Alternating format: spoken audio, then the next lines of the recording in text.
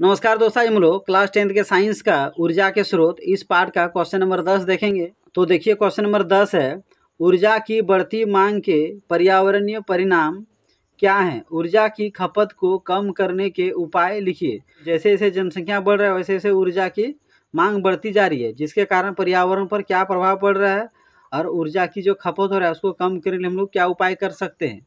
तो चलिए आंसर देखते हैं। ऊर्जा की बढ़ती मांग के कारण ईंधनों का अत्यधिक दोहन किया जा रहा है, जिसके कारण पर्यावरण पर हानिकारक प्रभाव पड़ रहा है। जीवाश्म ईंधन के प्रयोग करने से SO2, NO2 गैस निकलती है, जिससे अम्लीय वर्षा होती है। अम्ल वर्षा के कारण इमारतें, छोटे जीव, पौधे नष्ट हो जाते हैं। ईंधनों के दहन से CO2 गैस मुक्त होती है, जो ग्लोबल वार्मिंग के लिए जिम्मेदार हैं, जिसके कारण बर्फ पिघल रहे हैं और समुद्र का जल स्तर बढ़ रहा है।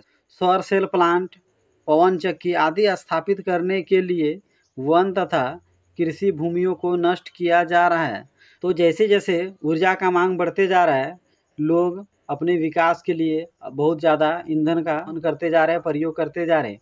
जीवाश्म ईंधन को जलाने से SO2, NO2 जैसे गैस निकलती है, जिसके कारण अम्ल वर्षा होती है। अम्ल वर्षा छोटे छोटे जीव, छोटे छोटे पौधे, जलीय जीव को नष्ट कर देते हैं। इमारत का रंग बदलने लगता है।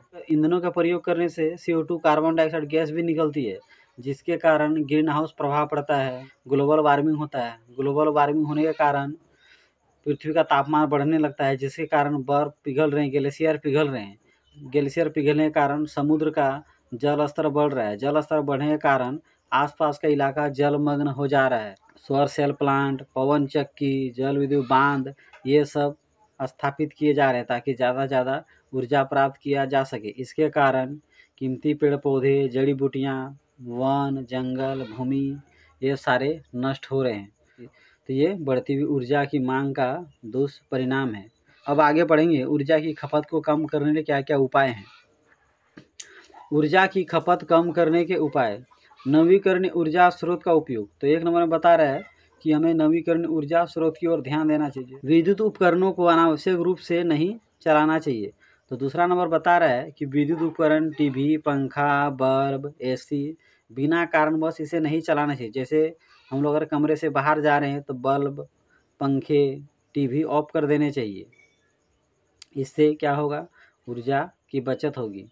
सार्वजनिक वाहनों का प्रयोग।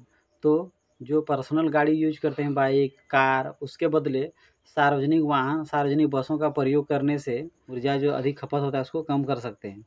वाहनों में CNG का प्रयोग। तो बता रहा है कि वाहनों में, गाड़ियों में पेट्रोल डीजल के बदले CNG का प्रयोग करने से ऊर्जा की खपत को रोका जा सकता है। कम दूरी तय करने के लिए साइकिल का प्रयोग या पैदल चलें।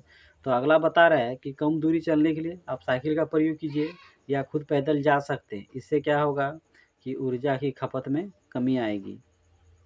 ट्रैफिक सिग्नल लाल रहने पर इंजन बंद कर देना चाहिए। कभी कभी क्या होता है कि ट्रैफिक सिग्नल पर लाल सिग्नल रहता है, जिसके कारण रोड बहुत जाम हो जाता है, तो लोग फिर भी अपने वाहन के इंजन को चालू रखते हैं, तो उससे ऊर्जा की खपत होती है। इसलिए जब ट्रैफिक सिग्नल लाल रहे तो उस समय सभी को अपने गाड़ी के इंजन बंद रखने चाहिए, ताकि ऊर्जा का कम से कम हानि हो, बर्बादी हो। तो इसे अच्छा से पढ़ लीजिए, और अगर मेरा वीडियो अच्छा लगता हो तो मेरे यूट्यूब चैनल को ज़रूर सब्सक्राइब कर लीजिए।